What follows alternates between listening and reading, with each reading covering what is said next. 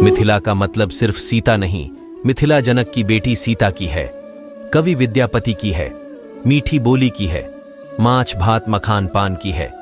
दरअसल मिथिला उन सबकी और उन सब में है जो उस भूखंड ही नहीं, उसके संस्कारों को जानते और मानते हैं।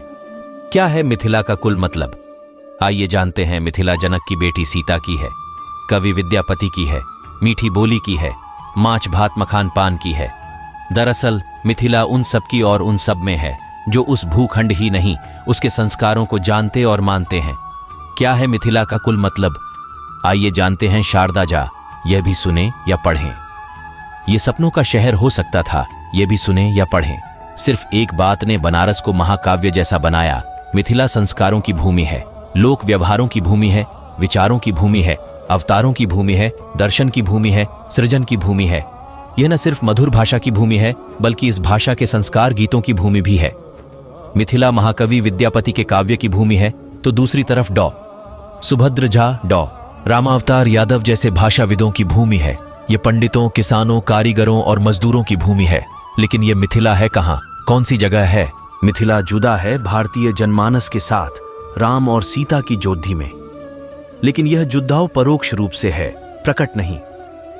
भारतीय अपने चेतन अवचेतन में राम और सीता की जोधी को परम पूज्य मानकर उनकी आराधना करते हैं, लेकिन यह नहीं जानते कि सीता की जन्मस्थली मिथिलांचल में है।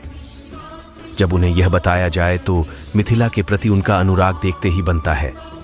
मैथिल होते हैं थेथर मिथिला क्षेत्र के लोग। मैथिल और यहाँ की भाषा मैथिली कहलाती है। लोग यहाँ के जिद्दी कहे जा सकते हैं, कभी हार न मानने वाले, जिसे थेथर कहा जाता है। प्रकृति अपनी सारी सुंदरता और विभीषिका को मिथिला पर प्रकट करती रही है। कोशी की हर साल आने वाली बाढ़ हो या गर्मियों में लगने वाली आग, बरसात में उफनती नदियों का प्रकोप हो या माघ पूस की कड़कड़ाती ठंड, सब झेलती रही है मिथिला। इन सब के साथ मैथिल जीवट बरकरार है। कमबेसी में गुजारा कर लेते हैं यहाँ के लोग, चाहे जैसा भी समय रहा हो। यहाँ प्रबुद्ध लोगों की कमी कभी नहीं रही है, जो अपने वाक्चातुर्य से किसी की भी छद्म बौद्धिकता का दर्प चूर चूर कर सकते थे। चाहे वह गोनू झा की दंत कथाएं हों या मंडन मिश्र और उनकी पत्नी भारती का आदि शंकराचार्य के साथ हुआ कथित शास्त्रार्थ, जिसमें शंकराचार्य को हार माननी पड़ डढ़ी थी। कहते हैं कि महिषी, जो मंडन मिश्र का गांव था, वहां तो उनका तोता भी संस्कृत के श्लोक बोलता था। महाकवि कालिदास, संत लक्ष्मीनाथ गोसानी, उदयनाचार्य की भूमि पर भाषा, साहित्य, अध्यात्म और दर्शन का ही बोलबाला रहा है। मिथिला हमेशा से विद्वानों की भूमि रही है।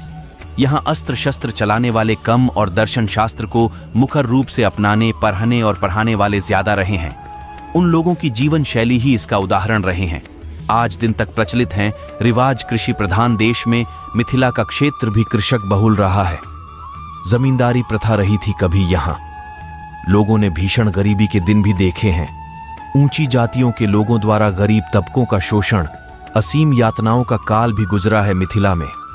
राजवंशों का स्वर्णिम समय भी रहा है यहाँ, और आधुनिक काल तक दरभंगा महाराज की शानो शौकत भी देखने सुनने लायक थी, जिनके उतार का दौर भी देखा लोगों ने। यहाँ के खान पान और पहनावे की विशेषता तो जगत प्रसिद्ध है। पान मखान, माछ दही, पाग दोपट्टा, जनेऊ सुपारी, ऐसे कई द्वय हैं जो आज दिन तक प्रचलित हैं। मिथिला के भोज भात की तैयारी और उसके खान पान के क्या कहने।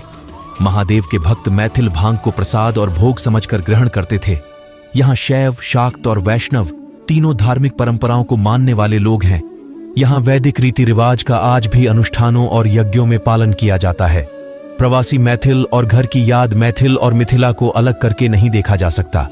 जहां भी प्रवासी मैथिल हैं, अपने अंदर मिथिला को जीवित रखने का प्रयास करते हैं। पूछा जा सकता है कि जो जगह आज भी आबाद है, जिसका सुस्पष्ट क्षेत्र है, उसे कहीं और भी जीवित रखने का प्रयास लोग क्यों कर रहे हैं?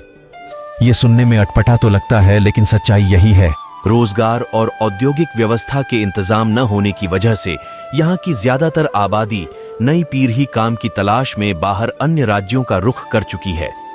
मैं खुद उनमें से एक हूँ। एक सुभ्यस्त जीवन यापन की इच्छा रखना कोई अपराध नहीं, लेकिन इस वजह से मिथिला के गांव खाली पड़े डिढ़े हैं अपने नौनिहालों से। वे अब प्रवासी मैथिल कहलाते हैं। वे जो अब 2-3 पीढ़ियों से बाहर बस गए हैं, अब या तो अपने गांव नहीं जाते या अगर जाते भी हैं तो छुट्टियों और तीज त्योहारों में। अब डेस्टिनेशन वेकेशन के चलन के कारण यह सुयोग भी कम ही लगता है लोगों को। मात्र बूढ़े और बुजुर्गों को देखा जा सकता है मिथिला के गांव में, जहां उनका अपनी धरती के प्रति मोह इतना गहरा है कि वे उस जगह को छोड़ ढाकर कहीं जा नहीं पाए, या गए भी तो कुछ समय बाद लौट आए। वे अपने पुराने दिनों को याद कर कभी खुश होते हैं, कभी दुखी। अब गांव जैसा बहुत कुछ नहीं रह गया है।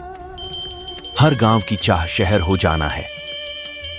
लिखिया की है दुनिया भर में धूम इन सब बदलावों के बीच ही जो लोग अपनी संस्कृति और भाषा को लेकर प्रतिबद्ध हैं, उनके लिए मिथिला अपने राग, रंग, संगीत, नृत्य, कला और लोक व्यवहारों में प्रतिदिन दीप्त होती है।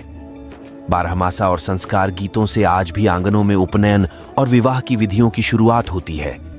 झिझिया, डोमकच, झटझटीन और जरनी जैसे लोक नृत्यों से न सिर्फ ग्राम देवताओं को प्रसन्न किया जाता है, बल्कि यह सामाजिक सौहार्द बनाए रखने में भी मदद करता है। मधुबनी चित्रकला, जिसे लिखिया भी कहा जाता है, अब एक विश्व प्रसिद्ध आर्ट फॉर्म है। जो लोग अपनी धरती से जुड़े भी हैं, कहीं न कहीं वे मानते हैं कि मिथिला की सांस्कृतिक विरासत को बचाकर रखा जाए, लेकिन शायद वह काम कोई और करेगा। दीना भद्री, दुलरा दयाल, राजा सलहेस की कहानियां विलुप्त प्राय हो गई हैं। इसे सहेजने की कोशिशें जारी हैं। दोष किसे दिया जाए, कहा नहीं जा सकता। शायद हम सभी दोषी करार दिए जाएंगे उस दिन जब हमारी संतति हमसे पूछेगी कि हमने उनके लिए उनकी संस्कृति, उनकी जड्ढों को बचाकर क्यों नहीं रखा। जरूरत है जीवन में आगे बढ़ते हुए अपने अस्तित्व के आधार को अपने साथ साथ आगे बढ़ाने की, ताकि सब कहीं छूट न जाए, खो न जाए। हमारी आने वाली पीढ़ी को तब शायद पता हो कि वापस कहां जाना है। मिथिला अपने जीवन के साथ साथ आचार, विचार, व्यवहार और संस्कार में सम्मिलित हो, तो हम जहां भी रहेंगे घर वापस जाने का रास्ता याद रहेगा। दोस्तों, इस वीडियो में इतना ही है। बस अपना ख्याल रखिए। भगवान श्री कृष्ण की कृपा प्राप्ति के लिए कमेंट बॉक्स में जय श्री कृष्ण जरूर लिखिए। अगर आपको श्री कृष्ण की कथा अच्छी लगे तो चैनल को लाइक और सब्सक्राइब जरूर करें। जय श्री कृष्ण।